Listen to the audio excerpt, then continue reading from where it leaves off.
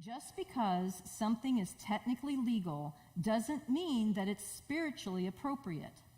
If I went around doing whatever I thought I could get by with, I would be a slave to my whims. In other words, that's what happened to me. I played all the time. I didn't know how to study. A lot of times when we look at priorities, when we review them, we're looking from the bottom going up. We want to look how they affect each other, especially from the bottom going up. Well, if I'm playing all the time, my least priorities are affecting my middle priorities of school and education. So that makes it a little rough. I had to make adjustments in my life. I had to say no to playing 7 days a week and back it down to 4 and create study time. Now, when I did that, it wasn't easy. It was very difficult. So I'm going to tell you right now, when you hear these things and you make a tweak in your life, it will be hard because life is going to push back at you. It's just going to push back. But it brings me, that scripture brought me to a conclusion of habits. It reminded me of habits. And I'm going to ask you a very big question that I'd love for you guys to take home and think about all week long. In reference to the series you've been hearing from Pastor Paul, and you'll continue to hear from him when he's back.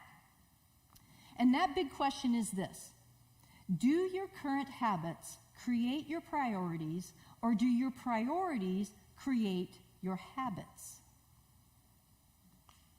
It's a great question. It's maybe not a question that you can answer off the top of your head just like that. But it is a question that if you think about over a period of time, you will begin to understand what that question is really about. A habit, the definition of a habit is a regular practice, especially one that is hard to give up. In my case, it was very hard to give up playing softball 7 nights a week. It may sound silly, but that was my life.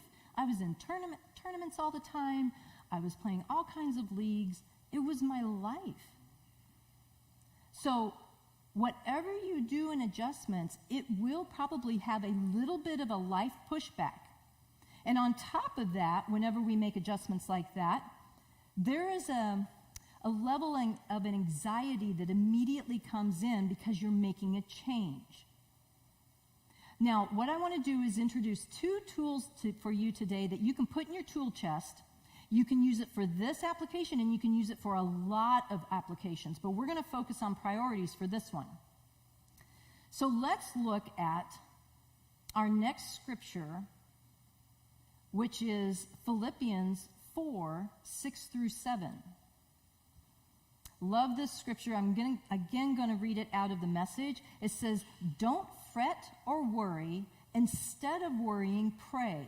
Let petitions and praises shape your worries into prayers, letting God know your concerns." Now, I'm going to stop right there for a minute because I want to talk about prayer just a little bit. A lot of times when you hear prayer, the word prayer, a lot of times I've heard a lot of people have this image of prayer, and I kind of want to talk about that image. That image is a monastery with a monk sitting in a small room that is praying for hours on end. That's sometimes what people think of when they hear the word pray. Now, let me tell you, that is a style of prayer. I'm all for it. I'm all for that prayer. I don't necessarily I'm not one of those people that will have hours upon hours to be able to devote strictly to prayer, but I can tell you a different type of prayer, which is equally as good, is driving in your car to the store and talking to God. Taking a few minutes when you wake up and say good morning. The night before you go to bed, say good night. Now, you have 2 large spectrums there, and there's plenty of room for anything in between. Plenty of room. But don't get caught that you have to pray. When you make changes in your life, that you have to pray for hours upon end. It's not necessarily true. Okay? So with that note, let's look back. I want to look at a sentence in there, and this is your tool number 1. It says, let petitions and praises shape your worries into prayers. Love that. Let your petitions and praises shape your worries into prayer. Now, I have experienced being worried about something in my life. It's not uncommon. Maybe you have, maybe you haven't. Maybe you have friends that when you talk to them, all they do is talk about the worries in their life. I don't know if you realize this, but worries, when you talk about worries in your life, you are actually feeding the worry. You're causing it to constantly turmoil inside of you. You're not making a progressive step out of that. So this scripture right here, tool number 1, let your petitions and praises shape your worries into prayer, letting God know your concerns. So instead of spinning and talking about your worries, tell God. When you're driving, when you make a tweak in your priorities, that's what we're talking about today. If you make a tweak in your priorities and you're wanting to back off of that red line and life is pushing at you, let God know. Say, Lord, I know that I'm giving up 3 nights of softball. That includes, I'm not going to see my friends as much. Like, there's angles of pushback that I get all over from making that decision. But I'm going to lift this up to you because I'm getting my priorities in order. I'm going to give it to you. And sometimes you have to repeat that prayer 20 times in a day.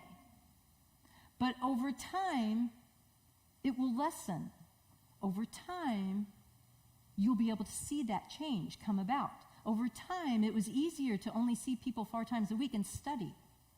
Over time, you see the progress. Now, let's go back to that scripture and read the rest, because this is very cool. Here you go. Before you know it, a sense of God's wholeness, everything coming together for good, will come and settle you down. Isn't that awesome? Isn't that awesome? Yes, okay, good. I'm just teasing. But what's cool is when you do your part, which is making the adjustment, when you do your part, taking your petitions and your praise of your worries and turning them into prayers, this is God's part that you will see come to pass. You will see this happen in your life. He will calm you down as things get turned around. And the last line, which is great, is, it's wonderful what happens when Christ displaces worry at the center of your life. It's awesome. This is probably something that you can tell somebody all about, but until you witness it for yourself, they probably won't get the same impact of not having worry in the center of your life.